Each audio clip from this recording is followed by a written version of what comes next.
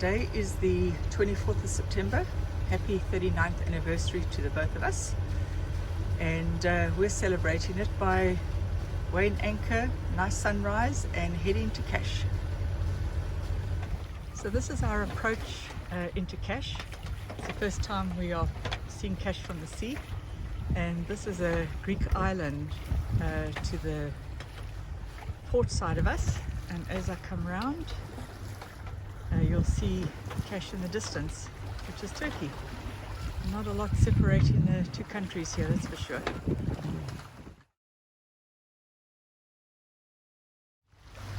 So this is our approach into the Bay of Kash, and as I pan round, you'll see the little town nestled at the foot of the mountains. We have a gorgeous day after all the wind we had on Thursday.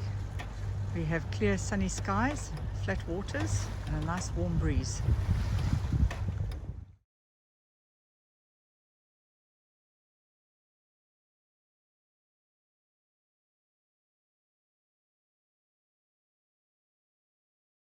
And as the sun sets on the 24th of September, we've had a nice relaxing day here in Kash, and this evening a few more boats have arrived in the anchorage, and we were fortunate enough to find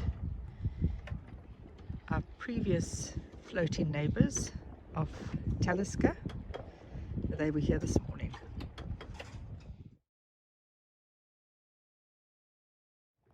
So this lot came into the anchorage under sail. They dropped the anchor in front of this catamaran, and now they're trailing backwards and wondering why they're settling behind him. Their chain is going to be right underneath the catamaran.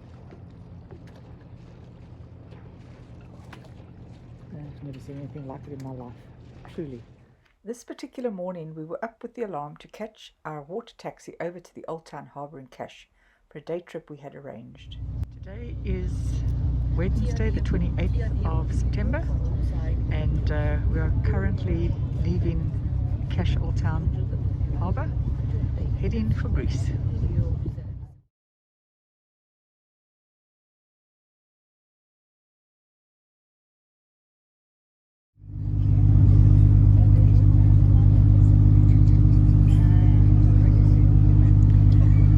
Specifically, we are heading to the Kastallorizo island, which is the most remote island in Greece, to the east of Rhodes.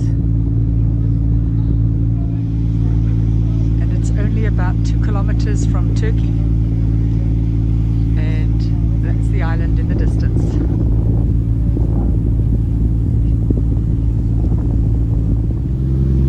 So we should be arriving shortly, and coming into the harbour on Kastallorizo island.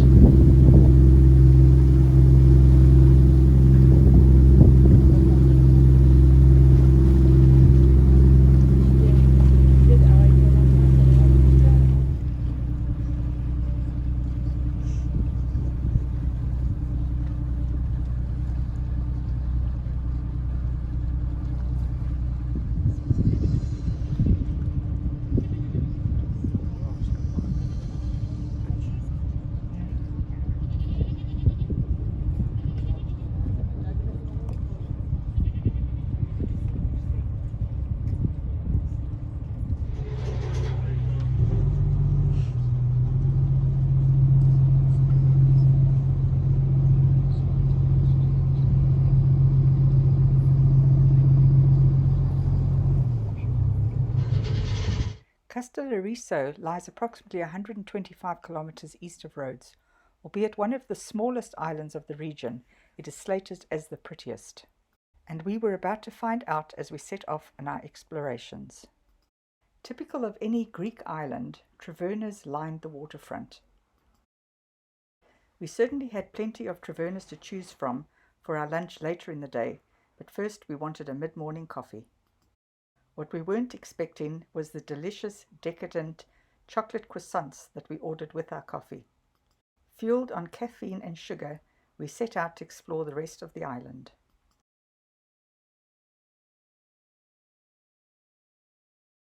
The landscape was beautiful, with its colourful buildings set against the rugged mountainous terrain, bordering stunning clear turquoise waters, where we saw numerous turtles throughout the day as we enjoyed a walk along the waterfront. He's diving down. Oh, maybe not. He comes up again. Add to that the beautiful gardens, laden with blooming bougainvillea, and the numerous narrow alleyways between the homes to explore, and one could state that the scenery was definitely the quintessential picturesque village, offering a serene atmosphere and a rich history.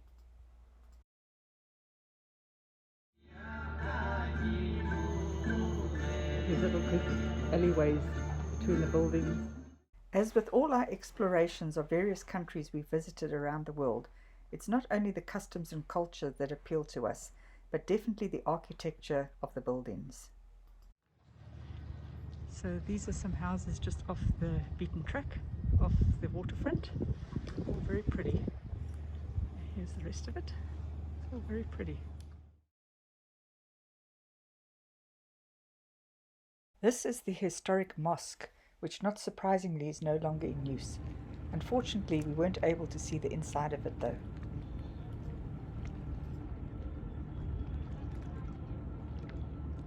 It's not too often you can stand in one country and look over to another. Greece to Turkey. That is Kash on the other side of the bay.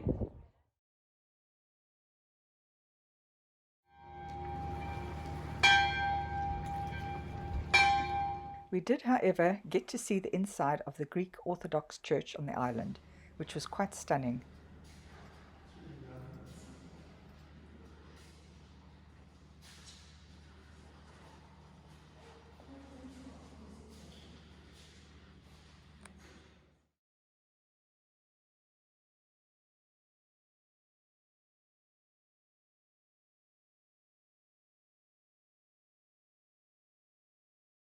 After walking off our indulgence from the morning, we settled at the Lazarakis restaurant for a late lunch, early dinner, and enjoyed views of the castle as well as the turtles. Back on board, we had the wonderful surprise of finding Kandiba anchored next to us. We hadn't seen Sarah and her son since parting ways after our Indian Ocean crossing and Red Sea passage together. Before heading to Satur Marina Kash for our haul out, we enjoyed a snorkel of the underwater museum. Although the water was absolutely freezing and a little murky, we were still able to see the beautiful sculptures, pillars and vases, as well as the shipwrecks and the Second World War plane.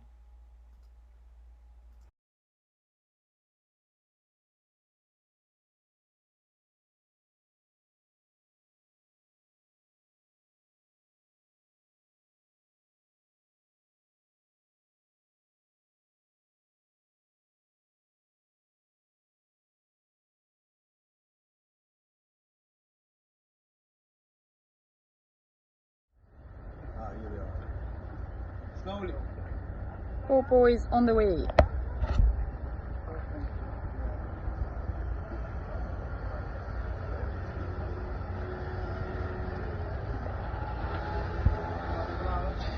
İyi güzel.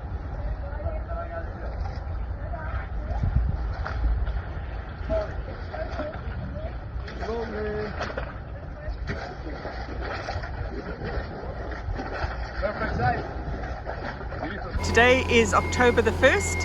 Happy birthday to my mom, and it's another haul out day. Third one in 18 months. We just got Paw into the haul out berth. Fortunately there was room to spare, not like we had in Phuket, and the travel lift has just been positioned now with the straps. So yeah, another haul out, here we come. So the straps are set where we put the markers, and she's been lifted. Hopefully all is okay. A lot of creaking going on, and we're told it's the straps, so hopefully everything holds and we don't have another bigger issue here today. So another thing we've noticed, everywhere else we've hauled out, normally the straps are covered in plastic or paper to stop the gel coat getting damaged, but here they're just putting them straight on, which is probably explaining all the creaking that we're hearing as well against the gel coat. So much for our lovely polish. And there she goes, out of the water again, and our job starts. Once they set her down, chock her and do the pressure wash. Pressure wash has been completed, and they're busy chocking pawpaw right now. And to be honest, the bottom looks really good, but we decided to do the haul out now since it was already included in our contract. And if we waited till our contract ends next March, we wouldn't have got a spot on the hard, because a lot of boats get hauled out for the winter. So we've taken the opportunity to have it done now, and hopefully this will do us till we get to the Caribbean. Okie dokie, the straps are being lowered, so the chocks are taking pawpaw's weight, and hopefully we'll be able to get started here with the work in a little while. See, the straps are on the ground now, and the travel lift will move forward, and pawpaw will be standing on the hard. It'll be interesting to see if we have some rash on the gel coat, but so far it's looking okay. As you can see, the boatyard is pretty empty right now, but that suits us just fine, and we're pretty isolated where they positioned us, so we're not going to have dust and dirt from other boats doing work, and we have a pretty lovely view to go with it, so no complaints at this point after the initial mix-up in actually getting hauled with the marina office. But that's all sorted, and here we are. Lovely clear water. If we get hot, we'll just jump in. And there goes the travel lift. Pawpaw standing on her own. Woohoo! So we've been on the hard for most of the day, our first day, the 1st of October, and work is very busy. We've got the starboard hull is all sanded and washed down. The propellers have just been finished now.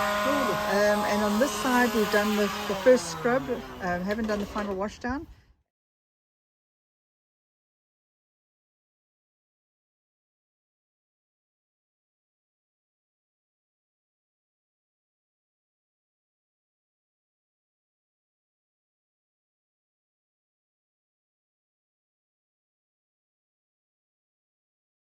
So that's the repairs. It's just a little nick out of the port rudder. So he's just filling that in for now.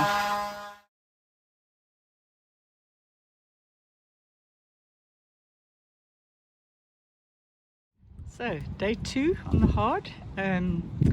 We've finished all the cleaning and scrubbing and everything of both hulls, washing them down, the sanding, the masking tape's been put on, and I've done 2 coats on the sail drives, and the rest of the team is starting on the primer. They're just doing the patches first, and then we'll do a full coat.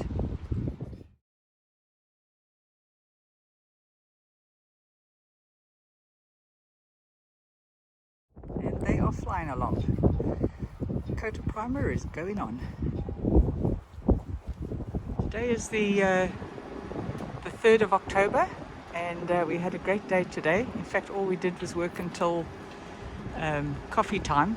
About 10:30 we were done with the first coat of the anti-fouling on, and we then took a break, and now we are sorting out the chain to remark it for the length.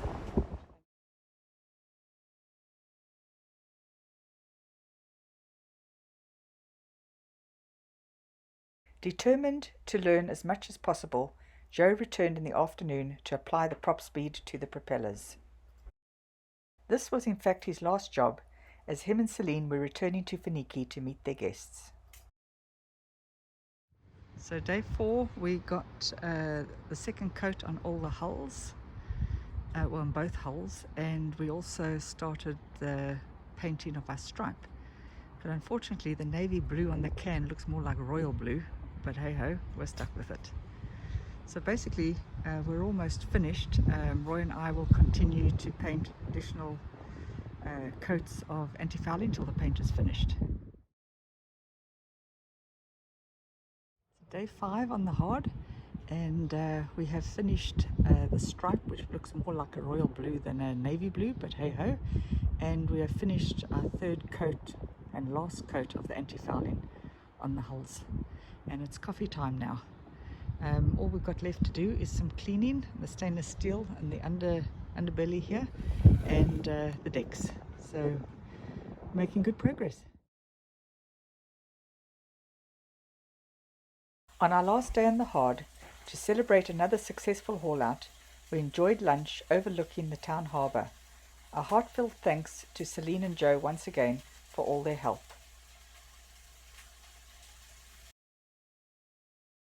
So 8th of October, and everything is finished on Pawpaw. All the cleaning was done, all the anti-fouling was done, and currently getting the travel lift lined up to put it back in the water.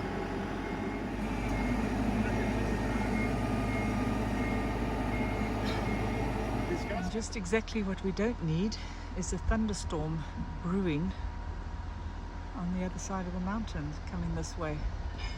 Delightful. Always doing the touch-up paint under the chocks. He doesn't have to do much because those were moved previously. So just a bit of sanding and another few coats. And there she goes. Let's hope we get back in the water before the thunderstorm. So obviously they have to put her in with her stern facing out of the bay, so they've gone a little bit down the dock and then they'll be straightening up. She is swinging, which is never a good thing. Always going a bit too fast when they start swinging like that. Anyway, we're against the clock with the thunderstorm, so we have to keep going. Okay, making a final turn to get into the bay, and we felt our first raindrop, so talk about down to the wire. As long as the wind doesn't start howling, we'll be good until she's in the water anyway. Second raindrop. Oh well, here we go. A few more raindrops. Now I think we're going to get wet. Okay, she's almost positioned and they've started lowering her, so we're going to grab the lines, get the fenders down, and hopefully we're good to go. Definitely a monkey's wedding. We've got thunderstorm on the one side, Hawk was almost in the water, and we've got the sun shining on the other. So we're getting wet, but no wind, so that's a good thing. Hopefully that'll stay off until we're actually in the water with the fenders down and actually reversing out. That would be even better.